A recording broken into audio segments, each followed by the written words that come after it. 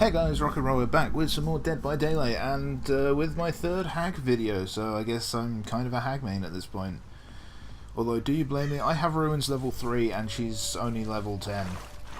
So, yeah, hag is my main, so running around, putting down a trap or two just to surprise people if they run by. I kind of like this map actually. There's not many maps I don't really like as a killer. But, yeah, I'm trapping the hell out of this around my Hex Ruin because I don't want to lose it. It's just so crucial. And especially at level 3, so... Right, so I leave that alone for the time being to come over where all of the sort of skill check failures are obviously coming from.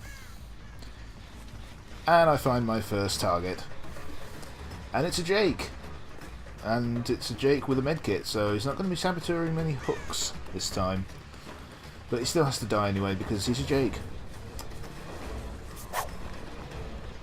That was a bad one by me. I will admit at this point I still hadn't got lunging down properly. So like I was just doing swings each time. Which is why I was struggling to catch it sometimes. Didn't stop me getting him, but now I've actually got my lunges down.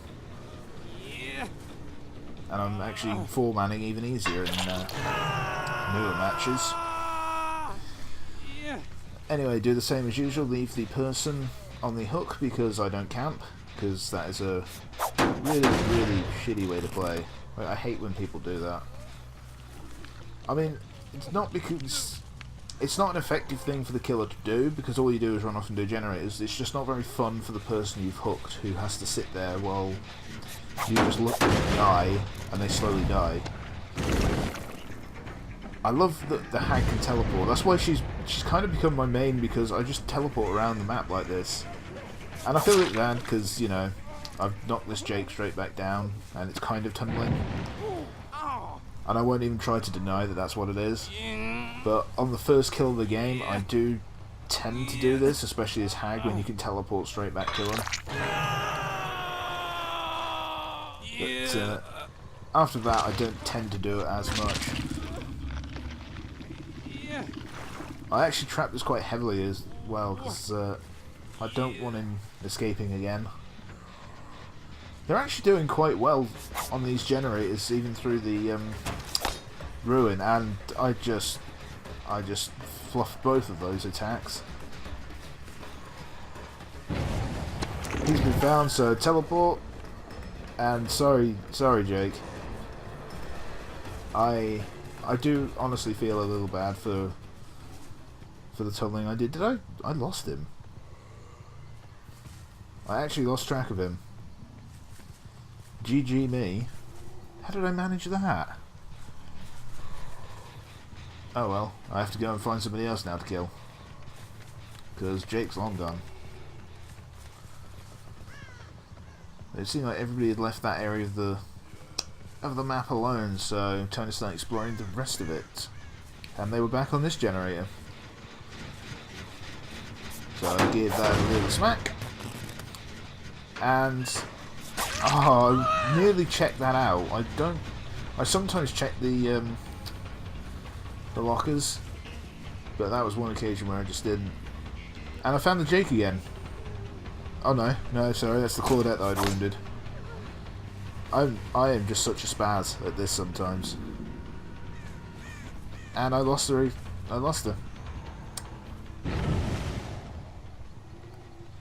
I don't even know how I managed to keep doing this. Like, I'm right on them and then they get away. I see the scratch marks though, so if I chase them down I should be able to find whoever left them. And that was one generator done and no kills in the bag, so not worried, but it wasn't a great start. And thank you for failing that skill check. That's the great thing about Ruins. Oh no, was that on my one of my totems? Funnily enough, they hadn't found my Hex Ruin yet because I hadn't come over this side of the map. So some people tend to focus it as soon as they find out that who are using Hex Ruin, they kind of like focus on trying to find it. But these didn't. So I put this person on the hook on the hill to try and get a better view of what was going on around, and hopefully find out where some of these people were. So I trapped the hell out of that. The thing is, people don't use as many traps as they should do. I mean, you've got 10 traps, use them all. Especially, I mean, I wasn't in this game, but I usually have an add-on that lets me put them down like super fast. But I found this one, who's now running off to try and save the Claudette, I assume. Oh, you just gave yourself to me, didn't you? You literally just gave me the kill. I got a lot of my hexes triggered over there,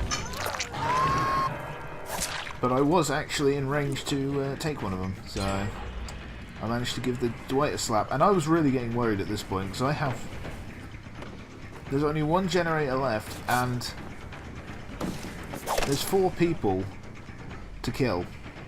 Again, this is becoming a general theme for me. Luckily, I outplayed the Dwight. Like I say, the good thing about being a survivor game for so long is that you kind of understand how a survivor main will work when you're playing killer. So it does give you quite an advantage over them. So, trapping around here. I actually trapped the door just in case they tried to open it once they've done the last gen, because there was nothing about it. They were going to do that last gen. And shout out to them for how quick they did the gens, because my Hex Ruin is still going, I believe. Or did they pop that earlier? I don't know. Oh, hello, Jake. I finally caught up with our favourite Jake. Why do I keep doing that? I say that I watch back a load of these different matches, because I don't keep all the ones that I obviously do. It's just one, and I just find myself saying several times, why did I do that? I'll hit a wall, or I'll hit a pallet for no reason. Although, like I say, that's not happening as much now. And my use of lunge attacks is kind of helping with that. And he's off the hook, so I was getting a little frustrated, and I even went around on the wrong way to try and cut off the Jake. So things were not going well for me. I don't think it was because I'd done anything particularly wrong other than losing track of where the survivors were a few times. It was just a case of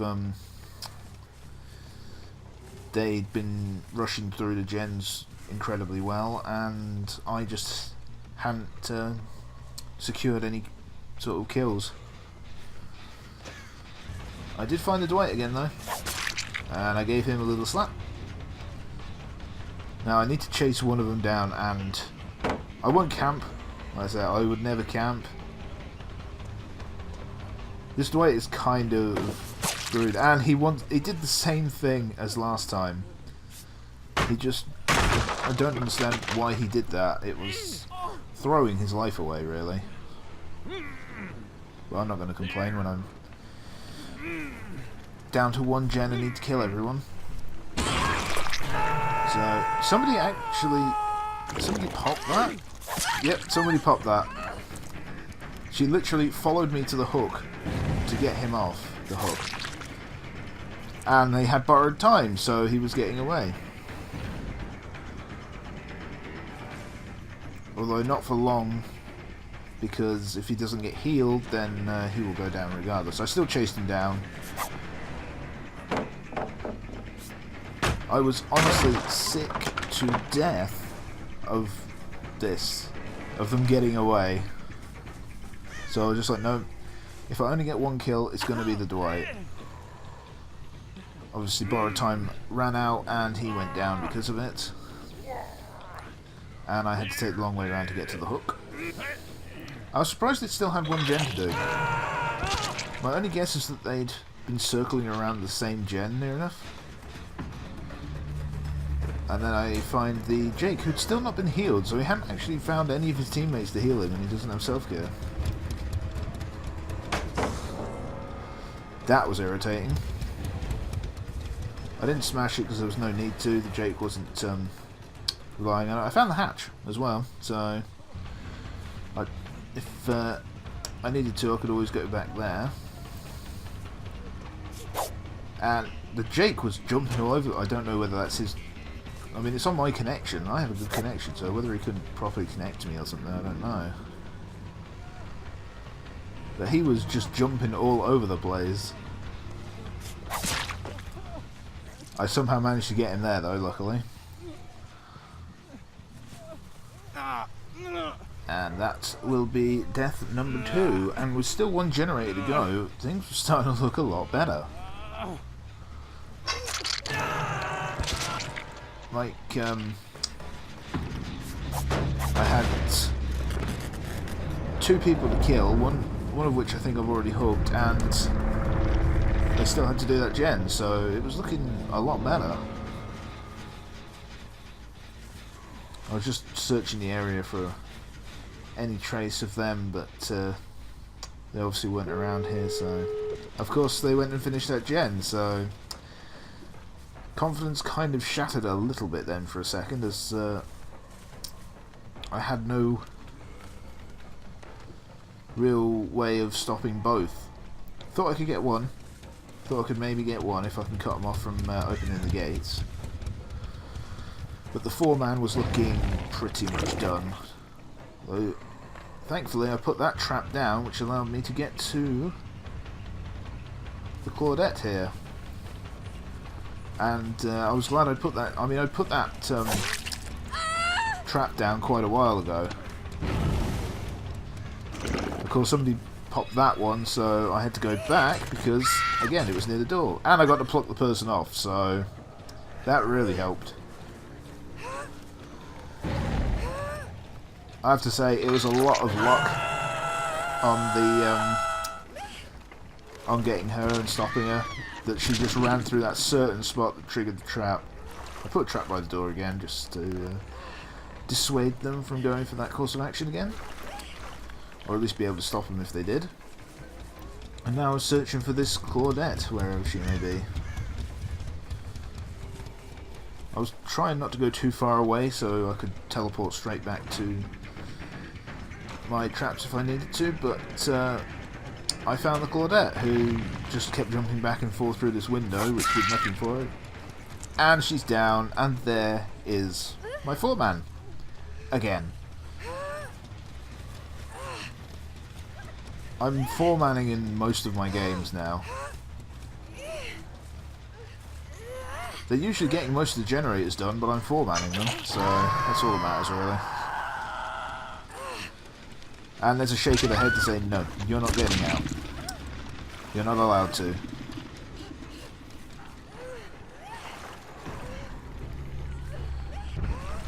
But, the other person gave up, and the other Claudette is about to do the same. I'm just throwing down the traps to get a few more points before she is sacrificed as well.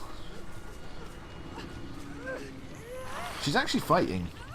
Some people don't struggle. They just sort of let it happen. But, yeah, another 4-man, another good game. Loving using the Hag. I think Hex Ruin has really helped my love for her, because it just is so good. But, thank you for watching. I hope you enjoyed it. If you did, please hit the like button and subscribe to check out more of my Dead by Daylight matches. And I shall see you all next time.